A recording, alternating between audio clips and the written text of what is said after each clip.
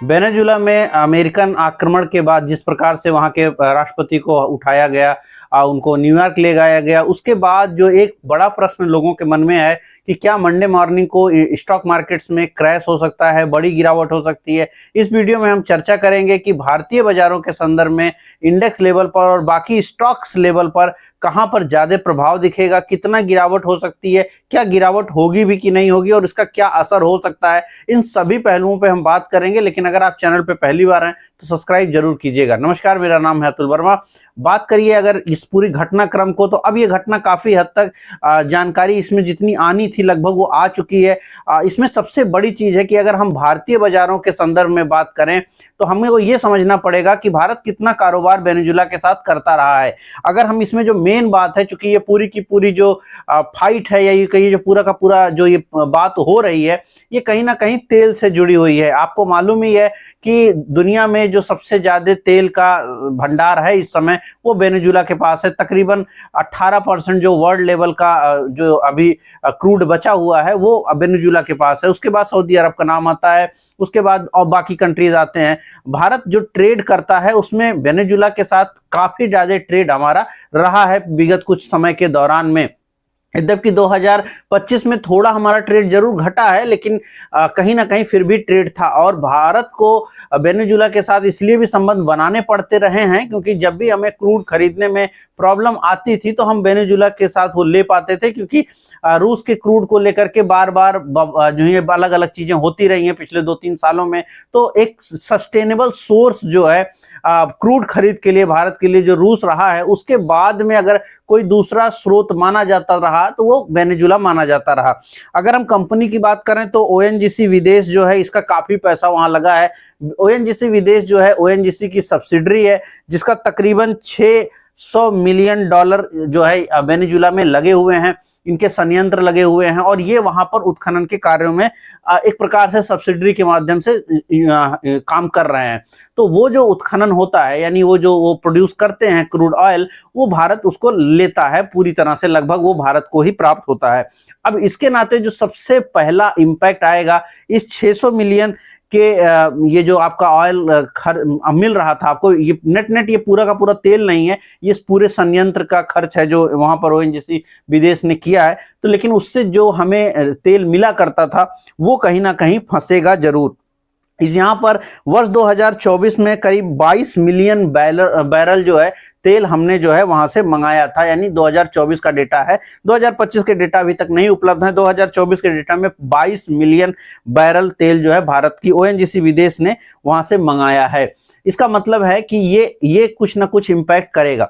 साथ में भारत को, जिस तरह से भारत वहां पर और काफी सामान बेचता है, भारत वेनेजुला को एक्सपोर्ट करता है कई सारी चीजों का, तो जिसमें दवाइयां प्रमुख हैं, गाड़ियां भी काफी ज्यादा हम भेजते हैं, तो इन सभी के ऊपर फर्क आपको देखने को मिलेगा, थोड़ा सा इंपैक्ट आएगा। लेकिन ये इंपैक्ट कितना हो सकता है, क्या यहाँ पर जो चीजें हुई हैं कल से, अगर उनको अब आप जोड़िए तो आपको ये बात समझ में आएगा। वेनेजुला के ऊपर जो इंपैक्ट हुआ, ये सारा का सारा जो काम हुआ, इसमें कहीं ना कहीं ये जो तेल वहां से निकाला जाता था और जिस तरह से वो चीन को जाया था, चीन को जो ये तेल मिलता था, इसको अमेरिका को अच्छा नहीं लग रहा था।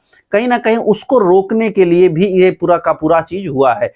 अब इसमें दूसरा बेनिफिशियल भी भारत ही उठ के आ रहा था, वो भी जो है एक हद तक तो नहीं पसंद था, लेकिन अमेरिका चाहता यही है कि जो है तेल आप भारत से को अगर खरीदना है तो वो तेल कहीं ना कहीं भारत अमेरिका से या अमेरिका से रिलेटेड कंपनियों से जो अलग अलग देशों में उत्पादन कर रहे हैं वहां पर उनसे खरीदे।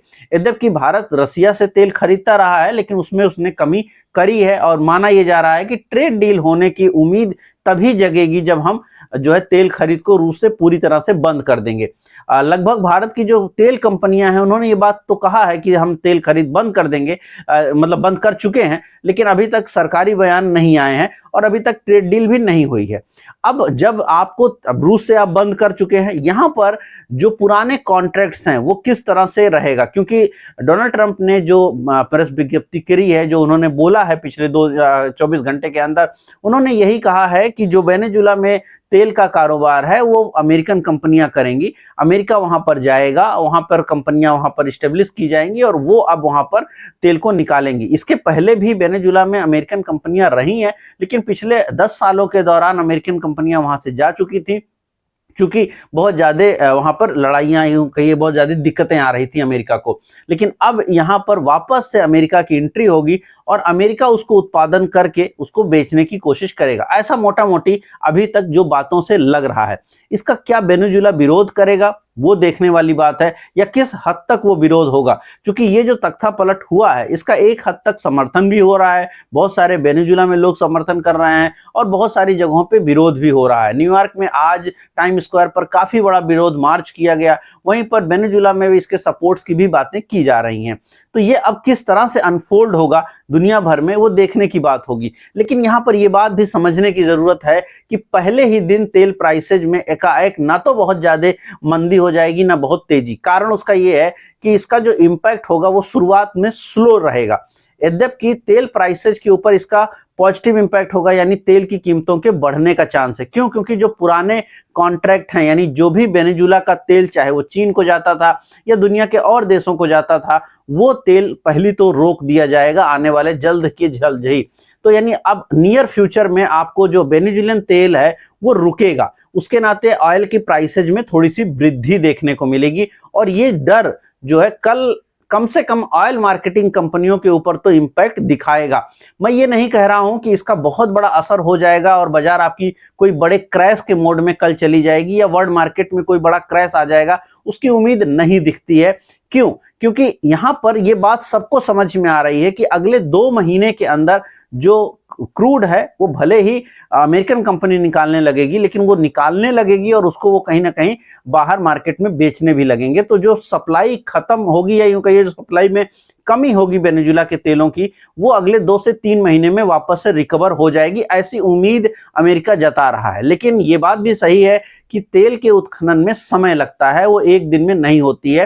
कंपनी को वहां बनाना, वहां पर अपने संयंत्र लगाने, उन सब में टाइम जाता है। तो आप मान के चलें जो कमी आएगी वेनेजुएला के तेल के नाते वर्ल्ड मार्केट में तेलों की प्राइस पर, उसका इंपैक्ट आपको 2 से 3 महीना तो कम से कम देखने को मिलेगा। अब अगर वेनेजुएला में इसका आंतरिक विरोध ज्यादा होता है, अगर अमेरिकन सरकार को, अमेरिकन आर्मी को या बाकी चीजों कंपनियों को वहां पर विरोध प्रदर्शन देखने को मिलता है, तो वो जो कमी है वो और लंबा खींच सकती है। क्योंकि ये स्मूथ ट्रांजैक्शन होगा या नहीं होगा, इसके ऊपर सारा का सारा ये सारी चीजें निर्भर करेंगी। तो अगर स्मूथ ट्रांजैक्शन नहीं हुआ, यानी अमेरिकन कंपनियां उसको सीधे से अपने हाथ में नहीं ले पाई या उसका विरोध होता रहा, तो वो तेल की जो कमी है वो बनी रहेगी। और इसीलिए ऑयल मार्केट पर इस घटना का इंपैक्ट जो होगा लंबा होगा। लेकिन इसका बहुत बड़ा असर चूंकि ऑयल मार्केट प्राइस के ऊपर तो होगा, वो आने वाले वक्त में मालूम चलेगा, लेकिन सडन नहीं होगा, यानी सडनली तुरंत से बहुत ज्यादा फर्क नहीं आएगा। थोड़ा रेट जरूर ऊपर जाएंगे और उसके नाते मार्केट या कम से कम ऑयल मार्केटिंग कंपनियां, भारत जैसी कंपनियां, जो भारत भी उसमें से चूंकि तेल खरीदता है, अब ये जो तेल हमारा है, कम से कम ये जो तेल हमने जो पिछले सालों में खरीदा है, इसके लिए हमको सबऑर्डिनेट ढूंढना पड़ेगा। सबऑर्डिनेट कहां है हमारे लिए? रूस हमारा सबऑर्डिनेट नहीं है। आज हम रूस के पास जाकर वापस से नहीं खरीद सकते, तो हम जाएंगे कहां? इराक के पास जाएंगे या फिर उन्हीं परंपरागत स्रोतों के पास जाएंगे जो महंगे दामों पर तेल बेच रहे हैं, जिनमें अमेरिका भी सम्मिलित है। तो शायद भारत का जो क्रूड खरीद है वो बढ़ जाएगा, उसका जो दाम है वो बढ़ जाएगा। जबकि हमारा डॉलर 90 के इर्द गिर्द में ट्रेड हो रहा है, रुपया की मैं बात कर रहा हूं डॉलर के संदर्भ में 90 के आसपास में या इवन 90 के ऊपर ट्रेड हो रहा है। ऐसे में हमारे बजटीय घाटे के ऊपर थोड़ा असर देखने को मिलेगा, लेकिन ये भी थोड़े लंबे व्यू के हिसाब से होगा। तो लंबे पीरियड में ये मार्केट की चाल को, जिस गति से बाजार ऊपर की साइड जा सकते थे या तेजी आ सकती थी, उसको स्लो करेगा। आप अगर केमिस्ट्री पढ़े हो तो एक प्रकार से ये मार्केट की तेजी का मंदक रहेगा, यानी वहां पर धीमा करने की कोशिश ये पूरी की पूरी खबर करता रहेगा। लेकिन इसके नाते क्या कोई क्रैश आ जाएगा? वो अभी नहीं लगता है। क्यों? क्योंकि अमेरिका ट्रांजैक्शन कर ही लेगा। वेनेजुएला में इतनी कोई ज्यादा इसका विरोध नहीं हो पाएगा, संभव है। और चूंकि ट्रांजैक्शन हो जाएगा और 3-4 महीने बाद तेल आने लग जाएगा, तो वो जो प्रॉब्लम है शायद वो सॉल्व होती दिखाई पड़ेगी। उसमें भारत के हित किस तरह से रहेंगे, क्या ओएनजीसी विदेश जो है वहां पे अपना काम कर पाएगा या वो बाहर जाएगा? अगर वो बाहर जाएगा तो उसके नाते ओएनजीसी के ऊपर इंपैक्ट रहेगा। तो कल मार्केट में आपको ओएनजीसी के ऊपर इंपैक्ट तो साफ देखने को मिलेगा, ऑयल मार्केटिंग कंपनियों के ऊपर इंपैक्ट साफ देखने को मिलेगा, और जहां तक उम्मीद करें तो ये थोड़ा नकारात्मक हो सकता है। लेकिन मार्केट के ऊपर इंडेक्स लेवल पर शायद बहुत बड़ा नकारात्मक बात नहीं होगा। कहीं ना कहीं मार्केट अगर जो कि हमारी 26,350 के इर्द गिर्द में क्लोज हुई है, यहां पर मार्केट कहीं ना कहीं इस जोन में सपोर्ट बनाने की कोशिश करेगी। यहां पर यह भी चीज समझने की है कि हमारी मार्केट 26,350 के इर्द गिर्द में लगातार रहेगी, क्योंकि ये इसके ऑल टाइम हाईज का जोन है। यहां पर लगातार इसको प्रेशर भी आएगा और सपोर्ट्स भी आएंगे। सपोर्ट किसके आएंगे? उन सभी लोगों के जो मार्केट को बुलिश मानते हैं या बुलिश रहना चाहते हैं। कई लोगों को यह लगता है कि इससे जो है ऑयल प्राइसेज में तेज गिरावट होगी। नहीं होगी। तेज गिरावट होने के लिए बहुत ज्यादा प्रोडक्शन बढ़ना चाहिए, जो कि नियर फ्यूचर में नहीं होगा। तो इसका बाजारों पर पॉजिटिव इंपैक्ट होगा? नहीं होगा। लेकिन इस पूरी खबर का निगेटिव असर जरूर होगा, लेकिन वो माइल्ड होगा, हल्का निगेटिव असर होगा। और जो नी जर्क रिएक्शन होगा वो कल परसों में, जो 1-2 दिन के अंदर जो नी जर्क रिएक्शन होगा वो प्रमुख कंपनियों में, ओएनजीसी या ऑयल मार्केटिंग कंपनियों में देखने को मिलेगा। उसके बाद जो आप यूं कहिए तो हल्का असर जो है कुछ लंबा समय तक चलेगा, तो वो लंबा समय तक चलेगा जिससे जो गति है वो धीमी रहेगी, लेकिन उस गति में क्रैश वाली सिचुएशंस ये खबर नहीं बनाती लग रही है। बाकी आगे अगर कुछ और बदलाव हो जाए तो एक अलग बात होगी। अब रही बात मार्केट की, तो मार्केट जो कि आपका 25,350 के इर्द गिर्द में है, तो यहां से नीचे की साइड में चूंकि सपोर्ट्स रहेंगे, मार्केट को बायर है, मार्केट में बायर दिख रहा है लगातार। लेकिन हाँ, बजट में अब भारतीय बजट को और ज्यादा यूं कहिए दिक्कत फील हो सकती है, क्योंकि वेनेजुला वाली प्रॉब्लम भी बजट में बनाते वक्त वित्त मंत्री सोच रहे होंगे, क्योंकि उनके डॉलर के रिस्पेक्ट में रुपए के ऊपर और प्रेशर बढ़ने की मजबूरी दिखने को मिल सकती है, क्योंकि हमें महंगा क्रूड खरीदने पर और मजबूर होना पड़ सकता है। ऐसे में जो मार्केट है वो थोड़ा बजट के पहले थोड़ा सा यूं कहिए थोड़ा डर तो सकता है, थोड़ी प्रॉब्लम में जा सकता है। और इसलिए जो नी जर्क रिएक्शन है जो आपको मंडे और ट्यूसडे में देखने को मिलेगा, वहां पर आप मान के चलें मार्केट जो है कहीं ना कहीं 26,000 के इर्द गिर्द में बड़े सपोर्ट्स बना लेगी। तो आप 250 से 300 पॉइंट अगर मार्केट में किसी भी कारण से बड़ी गिरावट में आ जाए तो वो मैक्स होगा, और उसमें ये सारी की सारी घटनाएं कवर अप हो जाएंगी। तो नीचे की साइड में जो बड़ा सपोर्ट बनेगा वो 26,000 बनेगा इस पूरे हफ्ते के लिए। लेकिन कल के लिए अगर बात करें तो ये इंपैक्ट कितना बनेगा ओएनजीसी के नाते वो देखना पड़ेगा। लेकिन अल्टीमेटली 26,000 26,100 का जोन अगले 2 दिनों के लिए बेस्ट सपोर्ट पॉइंट होगा। वहां के इर्द गिर्द जब भी बाजार जाएगी तो उसमें बाइंग के चांसेस बनेंगे, और ऊपर की साइड में 26,500 हमारा नया रेजिस्टेंस रहेगा। 26,500 निकालना इस कंडीशन में, जो कंडीशन अभी फिलहाल चल रही है, यहाँ थोड़ा टफ लगता है। उसके पीछे कारण क्या है? इस पूरी घटना को रूस ने भी, चाइना ने भी और लगभग ज्यादा देशों ने इसका विरोध में बोला है। यद्यपि भारत की तरफ से ऐसा कोई बयान नहीं आया है, ऑफिशियल बयान, क्योंकि हमें ट्रेड डील चाहिए अमेरिका से, तो हम इस तरह की कुछ बात नहीं कर रहे हैं। लेकिन साथ में सीरिया में भी घटना हुई है। सीरिया में यूके ने वहां पर जो है कुछ जगहों पर अटैक किया है, तो उसके नाते भी जो ऑयल प्राइसेज हैं वहां पर वृद्धि हो सकती है। साथ में फ्रांस ने इसका विरोध किया है, जो किया गया है वेनेजुला में, तो वर्ल्ड लेवल पर इसके विरोध हो रहे हैं। ऐसा नहीं है कि इसका विरोध नहीं किया जा रहा है। तो जो विरोध की बातें होंगी वो भी वर्ल्ड लेवल पर इसको और भी मुद्दा बनाते दिखाई पड़ेगा। तो कई सारे कारण इस पूरी घटना को लेकर के रहेगा। लेकिन हाँ, आप इस तरह से ना समझें कि जैसे जब यूक्रेन और रूस के बीच में लड़ाई एकाएक शुरू हुई तो डॉलर जो है 60-70 डॉलर का आपका जो क्रूड चलता था वो सीधे 120 तक पहुंच गया था 2-3 दिनों में। तो वो वाली घटना नहीं होगी, माइल्ड रहेगा, थोड़ा पॉजिटिव साइड पर रहेगा इसका असर क्रूड को लेकर के। लेकिन बाजार उतना ज्यादा मतलब यूं कहिए उतना ज्यादा डरे हुए नहीं रहेंगे और उतना ज्यादा निगेटिव रिएक्ट नहीं करेंगे। अल्टीमेटली थोड़ा संभल के रिएक्ट करेंगे इसके ऊपर। हाँ, कुछ एक कंपनियों पर जो तेल को खरीद से जुड़ी हुई हैं उनके ऊपर ज्यादा इंपैक्ट दिख सकता है, लेकिन ओवरऑल ये मैं बार बार दूसरी बार बोलूंगा मंदक की तरह रहेगा। यानी जिस स्पीड से आप तेजी कर सकते थे, जो पोटेंशियल था हमारे मार्केट की तेजी का अगले 1 महीने के लिए, उसमें एक डेंट लगा है। अब हमारी गति धीमी रहेगी, एक धीमी स्पीड से हम चलेंगे। ऊपर की साइड में 26,500 हमारा रेजिस्टेंस रहेगा, नीचे के साइड में 26,000 हमारा सपोर्ट रहेगा और इसमें हम रहेंगे। और अगर कल दिन के दौरान सुबह के समय करीब 150-200 पॉइंट का एक जंप, यूं कहिए डाउनफॉल मिल जाए, तो उसमें पूरी की पूरी घटना जो है आपकी कवर अप हो जाएगी। तो बहुत पैनिक की जरूरत नहीं है, बहुत डरने की जरूरत नहीं है। ट्रेडिंग बेट हो सकती है इसमें, लेकिन यह भी है कि पहला 1 घंटा आपको बहुत संभाल के काम करना चाहिए। पहले 1 घंटे में मार्केट जो बॉटम बनाती है, अगर उसको ब्रेक करती है, देन आपको यहां पर शॉर्टिंग की अपॉर्चुनिटी बनेगी, अदरवाइज शॉर्टिंग की अपॉर्चुनिटी नहीं बनेगी। पहले 1 घंटे में ही ये मार्केट इसको काफी हद तक जज्ब कर लेगी इस पूरी घटना को, और उसके बाद फिर देखेगी कि किस तरह से बाजार पैन आउट हो रही है। तो और यहां पर यह भी याद रखें कि कल के बाद से अब नए फ्रेश प्लेयर आने लग जाएंगे, बड़े प्लेयर आने लग जाएंगे, वॉल्यूम आने लग जाएगा, जो कि क्रिसमस की छुट्टियों के लिए बाहर था।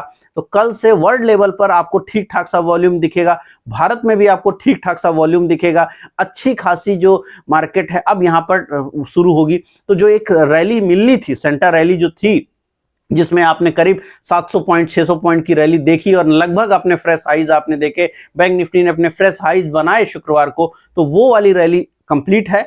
अब नए दौर में आप जाएंगे, वॉल्यूम के साथ आएगा और पूरा बायर और सेलर के बीच की जो लड़ाई है वो अब पूरा चालू रहेगी। तो इसलिए एक रेंज आप पकड़ के चलें और उसमें मार्केट अब काम करता दिखेगा। और रेंज जिस साइड ब्रेक करे, यानी अगर ऊपर की साइड में लगातार हाइज लग रहे हैं तो फिर मार्केट ऊपर की तरफ जाएगी, और अगर नीचे की साइड में मार्केट जाती है तो आपको नीचे के वर्क मिल सकते हैं लेवल्स और भी, तो वो चीज आपको देखना पड़ेगा। लेकिन अल्टीमेटली सेंटर रैली खत्म हुई है, मार्केट पॉज मोड में जा सकती है, थोड़ा स्लोइस हो सकती है। नीचे के साइड में 25,800 से लेके 26,000 बड़ी रेंज है, 26,100 26,200 ट्रेडिंग रेंज है, वहां तक बाजार जो है आपकी आने को देख सकती है और उसके बाद वापस से फिर रिकवरी हो सकती है। पर्टिकुलर कंपनीज के ऊपर ज्यादा इंपैक्ट आपको देखने को मिलेगा। इस वीडियो का यूज प्योर एजुकेशनल पर्पज के लिए कीजिए। इसके आधार पर किसी भी प्रकार का बाई या सेल की रिकमेंडेशन नहीं है, ये पूरी तरह से एजुकेशनल पर्पज के लिए बनाया गया वीडियो है। तो इसी संदर्भ में इसको लेकर के आप बिल्कुल चलिएगा। उम्मीद कर रहा हूं वीडियो पसंद आई होगी। पसंद आई तो लाइक शेयर कमेंट जरूर कीजिएगा।